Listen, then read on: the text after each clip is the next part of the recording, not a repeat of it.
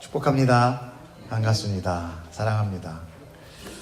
오늘은 아주 유명한 예화, 예수님의 예화, 여러분들도 잘 아는 그런 이야기입니다. 오늘 본문의 첫 번째 거론되는 인물이 나오는데 그 첫 번째 거론되는 인물은 세리와 죄인입니다.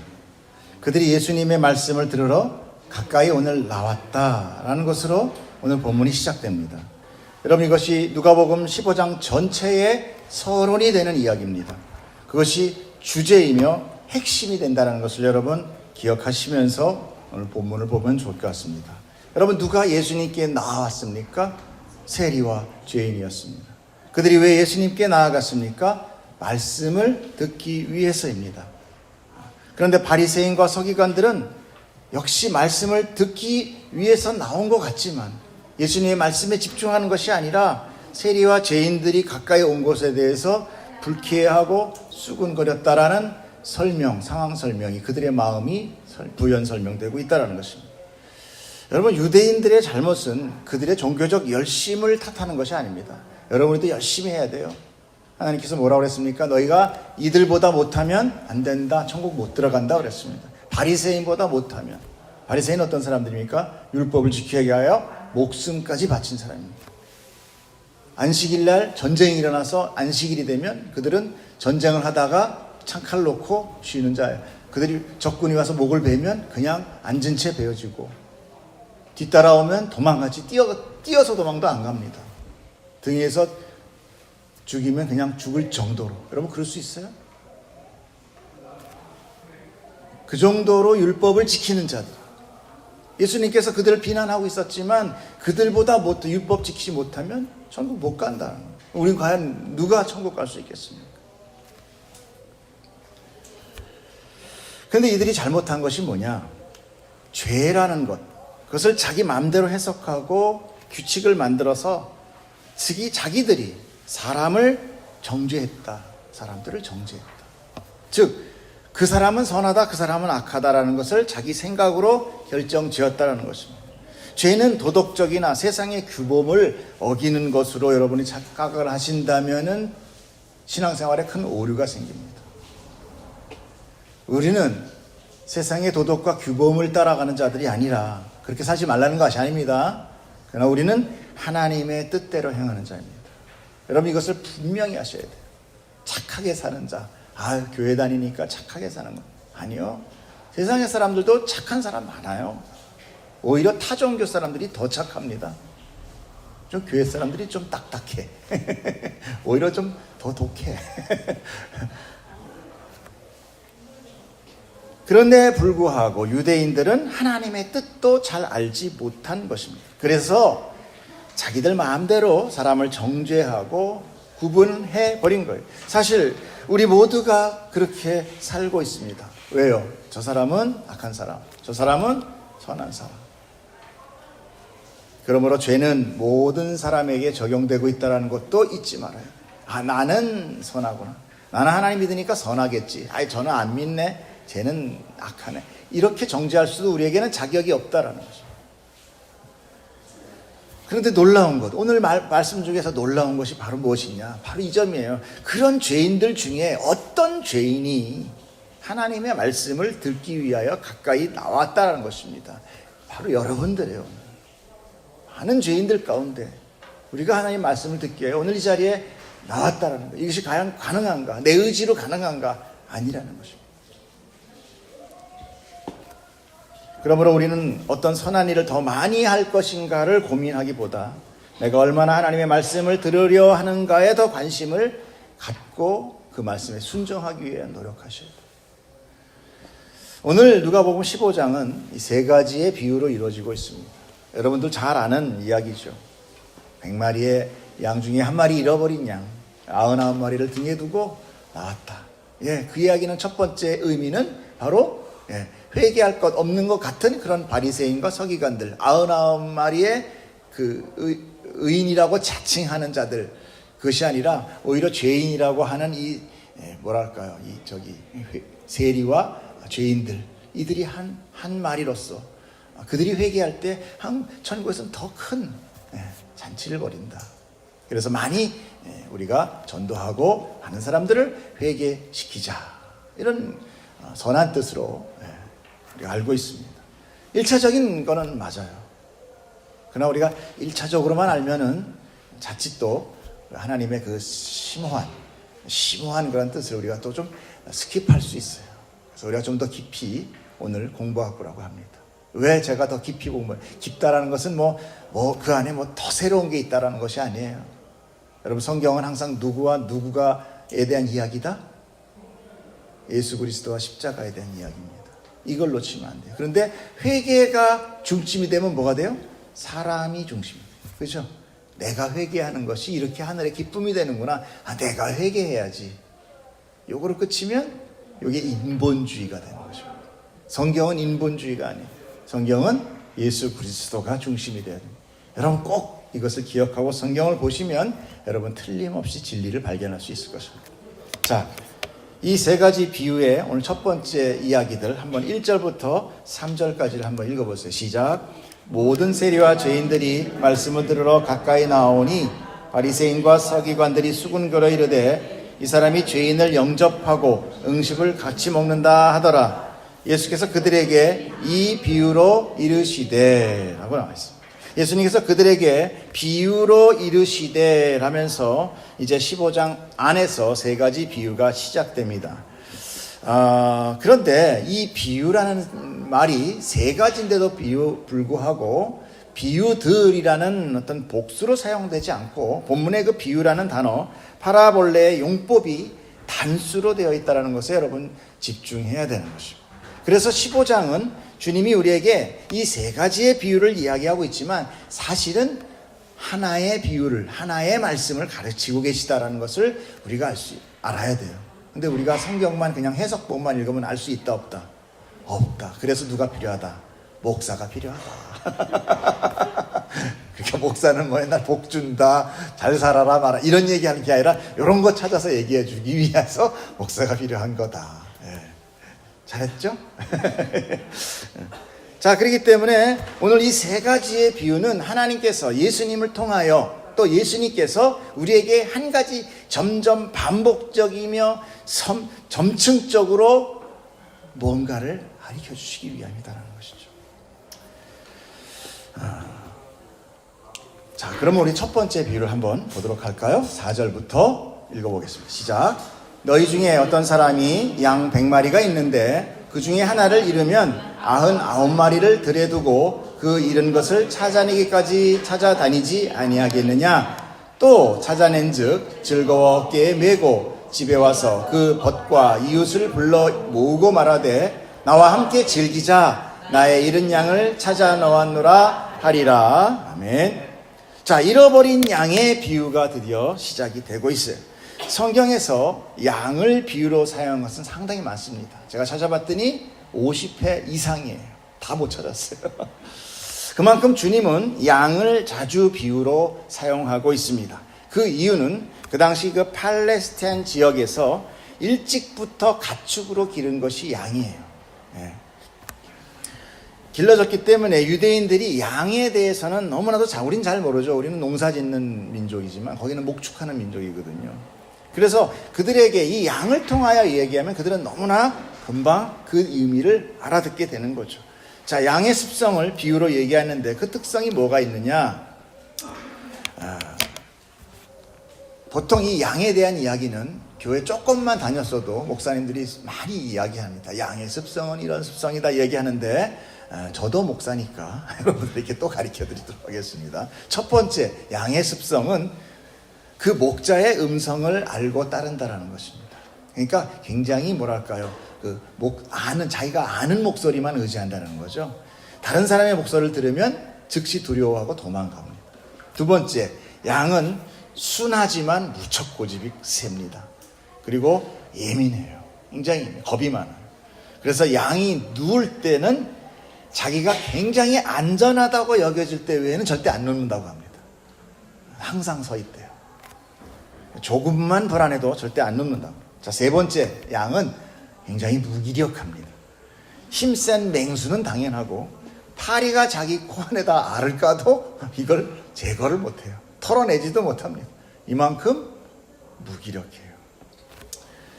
넷째는 양의 시력이 굉장히 근시안이라는 거예요. 가까운 거에는 못 봅니다. 그래서 웅덩이에 빠지기도 잘하고 목자와 조금만 떨어져도 길을 금방 잃어버리고 무리해서 낙오가 되는 그런 존재가 양이다라는 거예요. 이 양의 습성을 통해서 예수님께서 가르치시는 거예요. 자, 이런 이유로 죄로 인해 방황하고 타락하며 곁길로 빠지는 그런 우매함을 비유로 성경의 여러 군데에서 예수님은 가르치고 비유로 사용하고 있는 거죠. 오늘 본문에 양무리가 100마리가 나오고 있습니다. 되게 많은 숫자 같죠? 그러나 사실 그 100마리는 그 당시의 양무리 중에서는 그렇게 많은 무리가 아닙니다. 적은 무리 쪽에 속합니다. 보통 한 300마리 이상 돼야 좀 큰 무리다라고 이야기를 한다고 그래요. 그래서 오늘 본문에 양 주인이 직접 양을 돌보고 양을 찾아 나서는 걸 보게 되잖아요.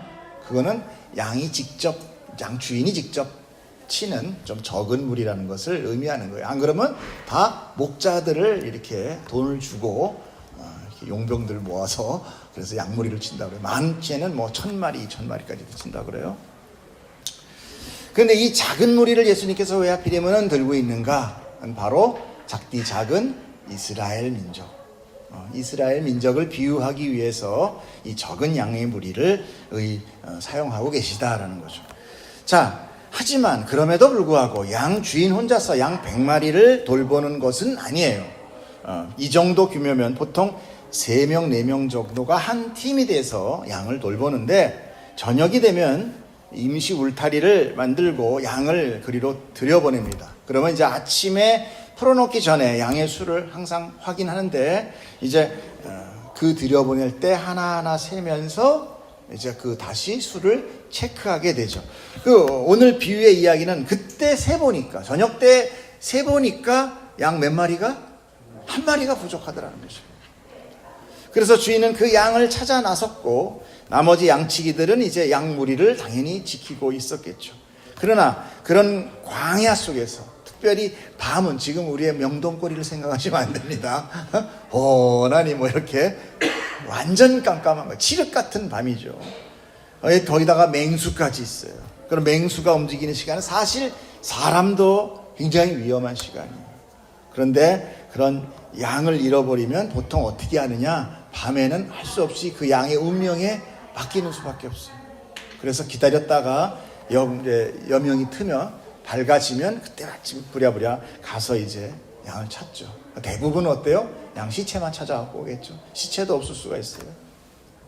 그런데 오늘 비유는 밤이 됨에도 불구하고 주인이 그 잃어버린 양을 찾으러 나갔다라는 것입니다. 즉 주인의 무모하리만큼의 강력한 의지가 들어있다라는 것을 우리가 이 비유를 통해서 알게 되는 것이죠. 그런데 이 본문에 잃어버리다라는 단어에 또 우리는 주목을 해야 되는데 주목해도 알 수 있어요? 없어요? 없어요. 그래서 누가 필요해요? 목사가 필요해요. 자, 이 비유의 병행구절이 마태복음에 있어요. 그런데 마태복음에는 이 일타라는 단어를 폴라나오라는 그런 단어를 독특한 단어를 쓰고 있어요. 근데 누가복음에는 동일한 단어에도 불구하고 아폴리미라는 단어, 다른 단어를 사용하고 있다라는 것입니다. 이게 무슨 의미냐? 마태복음의 폴라나오라는 단어의 의미는 그 양이 스스로 양떼로부터 벗어났다라는 의미로 사용되고 있는 거예요. 자기 양이 스스로 벗어난 거예요. 근데 누가복음의 아폴리미라는 것은 양이 연약하고 아까 양의 습성을 우리가 봤잖아요. 그래서 미련해서 양떼와 목자를 잃어버린 거예요. 쉽게 얘기해서 옆에 맛있는 거 막 먹다 보니까 잊어버린 거야. 저를 가는데 여기 맛있는 초장이 있어. 막 먹다 보니까 어디로 간지 없어졌네. 이렇게 된 거죠. 그래서 어떤 목사님은 요거를 두 가지로 마태는 이 잃어버림에 대한 책임이 양에게 있다. 근데 누가는 목자에게 있다. 이렇게 이야기하기도 합니다. 그래서 마태의 경우는 복음을 의지적으로 거부하는 자들, 그리고 대적하는 자도로 써있어요. 그러나 누가의 경우는 믿음이 약해서 유혹을 이기지 못해 세상 속에서 방황하는 것으로 해석하고 있습니다. 그러므로 우리는 이 비유를 통해서 구원의 이치를 조금 엿볼 수 있는데, 특히 누가복음을 통해서 우리가 구원을 거부하고 하나님을 미워하며 대적해도, 우리가 막 하나님 대적하는 자, 그래도 저 사람 구원해 줄 거야? 뭐 알 수는 없지만 하나님의 때에 하는 거긴 하지만, 그렇게 막 거부하고 대적하는 자까지도 하나님이 아니야, 나 좀 믿어줄래? 난 너가 필요해 라는 것이 아니라, 그들에게 허락된 것이 아니라 복음도 받고 하나님을 알고 예수도 믿지만 세상의 유혹과 믿음의 의지가 약해서 실족하여 방황하는 자를 통한 비유가 더 된다라는 것이죠. 하나님께서 그를 어떻게 한다고 그랬어요? 우리가 지난번에 잔치에서 숫자가 모자라니까 어떻게 한다고 그랬죠? 강권한다고 그랬잖아요. 그죠? 강권하여 데려가는 거예요. 그 양은 아까 고집이 세다고 그랬잖아요. 먹을 게 있으면 안 가려고 버텨. 그럼 어떻게 해요? 때려서라도, 양치는 개에게 물어서라도, 상처가 나더라도 살리는 게 낫잖아. 그걸 강권해. 그래서 우리 인생 가운데 그런 강권의 일들이 일어날까요? 안 일어날까요? 일어나요. 안 일어나요? 일어나요. 왜? 우리는 양의 습성을 다 믿음에 한해서. 그래서 늘 우리가 눈에 보이는 거, 좋은 거, 세상에서 반짝거리는 것 통해서 우리는 항상 그리로 달려가요. 하나님께서는 어떻게 해요? 목자를 대서 인도하시는 그 생명의 길로 가기 위하여 우리를 강권하는 인생에서의 고통이 나타난다. 그것이 바로 성도의 고난이라고 부르는 거예요. 고난. 여러분, 그래서 예수를 믿는 순간부터 이상하게 고난이 시작되네 이렇게 할 수 있어요. 근데 그게 잘 가는 거예요. 잘 가는 거예요. 나를 위해서요. 부모가 있는 자녀는 부모의 매와 훈계가 들어가게 됩니다. 제가 돌보는 그 아이가 하나 있는데, 그 아이가 수급자로 나와서 혼자 독립을 하는데 정말 이렇게 호리호리한 애였어요. 수급자로 나오자마자 뻥튀기 됐어. 왜 그랬니? 그랬더니 너무 좋아서 밤마다 나가서 치킨 사 먹고 뭐 사 먹고 맥주 먹고 뭐 먹고요. 이렇게 한 3배가 돼서 3배가. 배는 막 이만.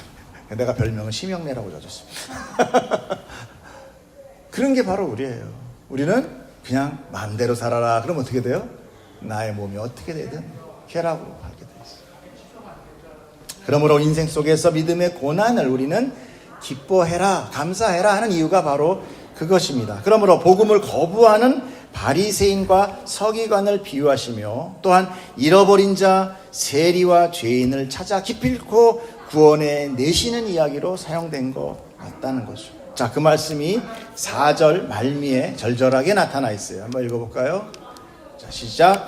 그 잃은 것을 찾아내기까지 찾아다니지 아니하겠느냐. 여러분, 그냥 찾는 정도가 아니에요. 이 목자가 찾아내지 않으면 다시 그 양무리로 안 돌아가신다는 의지가 있는 거예요. 찾아내기까지 찾다는 거예요. 하나님은 우리를 찾아내기까지 찾아내십니다. 그 찾아내심은 결코 그 중간에 중단되는 일 없어요. 그리고 찾으니 어떻게 했다고 그래요? 그 양을 어깨에 메고 기뻐하며 집에 와서 이웃과 친구 모두 불러서 잔치를 벌였다. 이게 참, 이때부터 이제 헷갈리기 시작하는 것입니다. 왜? 그 당시에 유대 문화의 잔치에서는요, 우리나라 잔치는 뭐가 빠지면 안 돼요? 잡채, 또 뭐가, 고기, 갈비? 뭐가 있나? 아무튼 만두? 우린 이북이라 만두. 꼭 만두가 들어가요. 뭐 이런 거 있잖아요. 그 민족에서 꼭 필요한 거. 근데 유대 문화에서는 잔치 벌렸다 그러면 기필코 뭐가 들어가? 양고기. 근데 이웃 친구 다 불러서 먹이면 양 한 마리 찾고 몇 마리 손해봐. 서너 마리는 최소 나간다고 봐야 돼. 이게 과연 뭔 뜻이냐 이런 거죠. 자, 요거 딱 잠시 중단해놓고 두 번째 비유를 보도록 하겠습니다. 두 번째 시작. 어떤 여자가 10 드라크마가 있는데 하나를 잃으면 등불을 켜고 집을 쓸며 찾아내기까지 부지런히 찾지 아니하겠느냐. 또 찾아낸 즉 이웃을 불러 모으고 말하되 나와 함께 즐기자. 이른 드라크마를 찾아내었노라 하리라. 아멘. 여기서도 잔치 벌리네요. 자, 여기 10드라크마란 그 드라크마라는 화폐 단위의 가치보다 사실은 더 큰 의미가 있는 것입니다. 사실 드라크마 하나는 나중에 또 제가 말씀드렸지만 하루 노동자 품삯이에요. 요새는 뭐 얼마 남나? 일당 요즘 시급 얼마예요? 하루에 시급 얼마죠? 8,000원. 8시간이라면 88이 6만 7만 8만 원? 요거밖에 안 된다는 거죠. 8만 원 찾았더니 이웃 불러서 잔치해. 그럼 또 얼마 나가? 한 20만 원 최소 나가. 유대 문화에는요, 신랑이 신부와 결혼하기 위해서 먼저 신부와 약혼식을 합니다. 정혼을 하게 돼요. 옛날에 우리도 그랬잖아요. 이 당시 예수님 당시는 언제다? 우리나라에 언제다? 삼국시대 전이에요. 이걸 기억하셔야 돼. 전철 다니다 생각하면 안 돼. 그러니까 그 당시 굉장히 문화적인 어떤 그 토속적인 문화가 있단 말이에요. 그러니까 이게 정혼식을 할 때 그 뭐 여자랑 연애하면서 막 올 더 이쁘구나 나 장가가다 이게 아니라 그냥 어느 집 딸 두고 이렇게 되는 거예요. 그 집에다가 정혼품을 주는 거예요. 증표를 신부에게 증표를 주는 거예요. 부자들은 뭐 고급스러운 보석으로 하기도 했다고 그래요. 근데 서민들은 이 드라크마를 10개를 꿰어서 이렇게 고리를 만들어서 여인에게 신부에게 증표를 줬다고 그래요. 그래서 예비 신부는 이 10드라크마 고리를 머리에 장식하고 잘 때도 절대 벗지 않았다는 것이. 그리고 나서 이제 그 후에 결혼식이 올 때 이제 신랑이 직접 이제 신부와 같이 만나는 거죠. 그때 이제 이 신부가 뭘 드리네요? 이 10드라크마의 고리를 딱 보임으로 이제 신랑은 그 여인이 자신의 신부임을 확인하게 되는 거예요. 왜 그러냐? 그 당시 또 우리나라 같이요. 우리나라도 어떻게 했어요? 처녀들은 막 있었잖아. 그때는 유대문화는 뭘 해? 뭐 이런 거 쓰죠. 이런 거. 절대 남자한테 얼굴을 안 보여요. 이 베일을. 그렇기 때문에 신랑이 그 당시 그 신부가 맞는지는 뭘로만 확인될 수 있어? 자기가 증표 준 것만으로 확인될 수밖에 없는 거예요. 자, 그렇기 때문에 그 10드라크마에서 만약에 하나가 빠져버렸다면 이거 어떻게 되는 거예요? 그 여인은 결혼식 때 파혼당할 수도 있는 아주 심각한 결과를 초래할 수 있는 사건이에요. 그렇기 때문에 잃어버린 그 여인은 그것을 죽어도 찾아야 되는 거예요. 죽어도. 앞서 양의 비유에서 주인이 찾도록 찾아내는 것과 똑같은 이유가 되는 거예요. 아니, 그보다 더 목숨 걸고 찾아야 되죠. 양 한 마리는 뭐 잡아봐야 양 3마리 나갔는데 뭐. 근데 이거는 파혼이 될 수도 있더라고요. 그래서 온 집안을 쓸고 세간을 다 드러내서라도 찾아내지 않겠느냐, 이렇게 예수님께서 얘기하면 누구나 다 그렇지, 그거 못 찾아내면 큰일 나지, 이렇게 다 이해가 되는 얘기죠. 그 당시 유대인들은 참 이렇게 잘 이해가 되면서도 왜 못 알아들었는지 참 그게 희한해요. 우리는 이렇게 목사가 설명해 줘도 헷갈리는데. 그리고 이제 이렇게 찾아내니까 당연히 어떻게 돼요? 기쁘죠. 그러니까 함께 불러서 이제 축하를 하게 되는 거예요. 자, 주님은 왜 이런 비유로 말씀하신 이유가 무엇일까? 여러분, 100이란 또 열이라는 수, 이런 거는요, 성경에서 참 의미 있는 수예요. 특별히 완전함을 나타내요. 100은 열을 10번 곱하는 거죠. 그러면은 100이 나와요. 그래서 완전수를 100, 1000 이렇게 얘기합니다. 그래서 하나님의 수도 열로 하게 돼요. 하나님의 수도 열, 10이라는 숫자로 하게 됩니다. 그리고 또 뭐가 있어요? 안식이라는 7. 그래서 우리가 7이 3번, 삼위일체. 요게 또 완전수예요. 여러 가지 복합적인 이유가 있습니다. 그래서 7, 7, 7 3개 하면 하나님의 수, 완전한 하나님의 삼위일체자 하나님. 근데 요한계시록에 뭐가 나와요? 666. 이거 뭘 뜻할까? 하나님을 흉내내긴 흉내냈는데 뭐가 몇 개 부족해? 하나 부족한 거. 그러니까 사탄은 하나님과 같은 모습, 광명한 천사의 모습으로 와요. 근데 하나 부족한 거예요. 뭐 생명을 못 살려. 그걸 아셔야 돼요. 어우, 저 무섭게 생기고 말이야. 저거 사탄이구나. 아니요. 내 옆에 아주 광명한 천사같이 있는 자가 사탄일 수 있다. 아니, 오히려 그가 사탄이다라고 조심해라. 그래서 이 십계명이라는 거 있잖아요. 십계명. 십계명은 10가지의 말씀, 이런 달랑 10개의 가르침, 너는 10개만 지키면 돼, 이 얘기가 아니라 하나님의 완전한 가르침을 의미하는 거예요. 완전한 가르침. 그래서 그 10가지 십계명을 통해서 뭐가 나중에 나와요? 민수기, 레위기를 통해서 율법이 나오잖아요. 그죠? 이 모법이 뭐야? 이 십계명이 모법이거든요. 그렇기 때문에 이 100이라는 수에 하나가 빠진다는 것은 뭘 의미하죠? 아까 완전함에서 뭐가 돼? 불완전함이 되잖아요. 그죠? 100에서 하나 빠지면 완전함에서 불완전함이 되고, 열이라는 완전함에서 하나 빠지니까 또 불완전함이 되는 거예요. 그렇기 때문에 지금 예수님의 이 가르침은 이 하나가 중요하다는 거예요. 이 100이라는 완전함을 위해서 그 하나는 꼭 있어야 된다는 거죠. 꼭 필요한 그 하나를 이야기합니다. 그러면서 그렇기 때문에 이 하나는 누구를 대표해요? 100을 대표해요. 열을 대표해요. 그 때문에 우리는 세리와 죄인들이 회개해서 돌아오는 것이 천국에서 기쁜 잔치가 되는구나 또 맞지만, 거기서 됐다, 다 알았다, 끝, 이렇게 하면 아쉬워, 부족해. 우리 여기서 한 걸음 더 들어가야 돼. 그러니까 앞에 것까지가 뭐라고 했다? 유치원. 한 발 더 들어가면 어떻게? 초등학교는 중학생 이렇게 들어갑니다. 즉 이 하나의 의미를 좀 더 영적인 의미로 들어가면, 하나님의 구원이 완전하게 되기 위해서 하나가 필요하다. 하나가 필요하다. 그 하나는 하나님이 이 땅에 잃어버린 세리와 죄인들을 대신할 한 마리의 양, 즉 하나님 백성의 전부, 즉 이 100이라는 수의 대표로 그 전부를 살려내는 의미를 포함하고 있다. 여러분 이해 가세요? 뭔 소리요? 이해 가세요? 이해 안 가시는 것 같아. 그러므로 오늘 양치기 주인도 우리의 선한 목자 대신 예수 그리스도로 비유가 되어서 그분이 하나님의 백성을 목숨 바쳐 구해주시는 것으로도 이 이야기가 비유로 되는 거예요.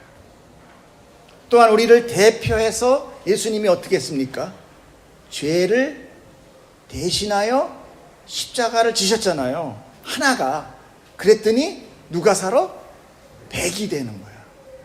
구원이 완성되더라. 다 이루었노라. 뭘 다 이루어? 혼자 죽어놓고.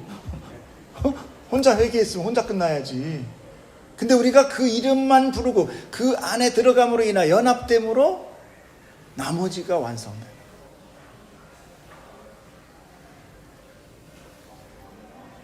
우리가 예수의 이름을 부른다는 그 자체가 여러분 회개예요. 내가 오늘도 또 죄졌네, 안 짓게요. 이거의 회개가 아니라 그건 아주 작은 범위. 근데 우리가 하나님을 믿어요. 예수를 믿어요. 이건 뭐냐면 내가 세상을 믿어요. 대척점에 있는 예수를 믿는 순간 내가 돌이키는 거예요. 그러므로 회개가 자연적으로 일어나요. 그러므로 그 회개가, 그 하나가 우리를, 나를 완전하게 하는 것이 됩니다. 그래서 예수님을 성경에서는 뭐라고 비유를 해요? 목자라고도 비유하면서도, 코로나가 왔어요. 내 건가? 내 거네. 다 오고 있는데요. 다 오고 있어요? 네. 그러면서도 또 누구를 비유해요? 어린 양이 비유해요. 양이 비유가 되는 거예요. 역시 10드라크마도 마찬가지입니다. 10개의 드라크마로 이루어진 것이 온전한 결혼의 증표잖아요. 그죠? 그런 것과 같이 죄로 인하여 온전한 증표를 잃어버린 내가, 신부잖아요. 교회가 신부. 내가 잃어버린 거야, 죄 때문에. 그런 잃어버린 내가 예수의 완전한 신부가 되기 위해서 예수가 그 부족을 채워 완전하게 하심으로 나를 구원해내시는 이야기. 그 하나는 작아 보이지만 그 하나가 모자람으로 인하여 나머지 9은 아무짝에 쓸모없는 것이 되버립니다. 그것이 바로 율법의 원리. 하나가 부족하니까 나머지가 다 쓸모없네. 야고보서에 읽고 시작. 누구든지 온 율법을 지키다가 그 하나를 범하면 모두 범한 자가 되나니. 기가 막히죠. 성경은 면도날 하나 들어갈 틈이 없어요. 누가 성경 보고 무슨 단문신하래요. 아니에요. 그러므로 이 하나가 부족한 증표는 그 결혼의 아무런 증표로서의 역할을 못한다니까. 예수 없이 내가 뭘 했어요 이걸 뭐라고 그래요? 내가 너를 도무지 알지 못해. 이렇게 얘기 나오죠. 그래서 예수 그리스도가 그 율법을 온전히 지키심으로 인해 그 잃어버린 하나로서 채워집니다. 그러므로 교회된 우리가 심판 앞에서 하나님 앞에 내보여야 되는 것은 나의 신앙과 열심과 업적 그것이 아니라 나를 부족으로 채우신 예수가 내 안에 있어요. 또 내가 그 예수 안에 있음으로 인하여 통과됩니다. 사실 드라크마란 아까도 말씀드렸지만 우리나라 일반 노동자 하루 품값. 그러므로 내가 아무리 열심히 열의를 내서 뭔가 나의 가치를 만들어 하나님께 드려본들 일당도 안 된다. 하나님한테는. 아무리 구원이 10원보다 작다고 해도 못 알아들으셨죠? 구원밖에 못 받잖아. 세상에 돈 10만 원으로도 살 수 없어.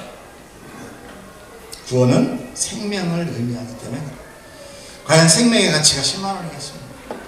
내 생명은 예수 그리스도로 인하여 그 가치가 인정되는 거예요. 왜 그렇습니까? 나는 죽은 자잖아요. 여러분 내가 옛날에 왕이었어, 돈이 많았어, 죽었어. 값어치 없어요. 제로야 제로. 아니 그거 어떻게 처리해 저거? 그래서 사람 죽으면 돈 더 들어간대요. 화장터 가서 화장해야지. 죽은 자는 결코 가치가 없는 거죠. 자, 그런데 오늘 비유에서 결론적으로 나타나는 한 단어가 있습니다. 7절 읽어보세요. 시작. 내가 너에게 이르노니 이와 같이 죄인 한 사람이 회개하면 하늘에서는 회개할 것 없는 의인 99마리로 말미암아 기뻐하는 것보다 더하리라. 내가 10절도 내가 너에게 이르노니 이와 같이 죄인 한 사람이 회개하면 하나님의 선자들 앞에 기쁨이 되느니라. 아멘. 여러분 여기 지금 회개라는 단어가 나옵니다. 자, 그런데 오늘 이 비유에서 나타나는 이 비유에 적용되는 이 회개, 이 비유에서 지금 회개했다고 그러잖아요. 지금 그 회개의 주체가 뭐였어요? 누구였어요? 첫 번째 비유? 잃어버린 양. 두 번째 드라크마. 여러분 그런데 잘 생각하세요. 양이 스스로 회개했어요? 안 했어. 다시 말해서 양이 회개해서 다시 목자에게로 돌아왔냐고. 나 여기 있었어요. 왜 나 안 찾아왔어요? 이러면서 돌아왔어요? 누가 찾았어? 목자가 찾도록 찾은 거잖아. 그런데 그 다음은 더 이상해. 뭐예요? 드라크마. 이거 동전이야. 이거 무기물이에요. 무기물. 그러면 생명이 없다라는 거죠. 근데 그 동전이 왜 회개할래요? 그리고 회개했어요? 응? 나 돌아왔어요. 짠 나타났냐고. 근데 너 여기 있었구나. 내가 기뻐. 이래요? 새간들어네. 죽을 고생하면 땀벌벌 흘려가면서 저 구석에 있었네. 어우, 얼마나 다행이야로 찾았을까. 동전은 생명이 없고 양은 지각이 없는 동물이에요. 그런데 그들이 회개했다고 예수님은 얘기하세요. 도대체 이게 무슨 진짜 회개가 아니라 해괴하는 말씀입니까? 도대체 회개는 누가 하는 거예요? 누가 하는 겁니까? 예수가 회개해요? 그것도 이상해. 그것도 이상해. 예수님이 무슨 회개할 게 있어요? 즉 회개는 우리의 의지와 자각과 분별로 인해 할 수 있는 것이 아니다.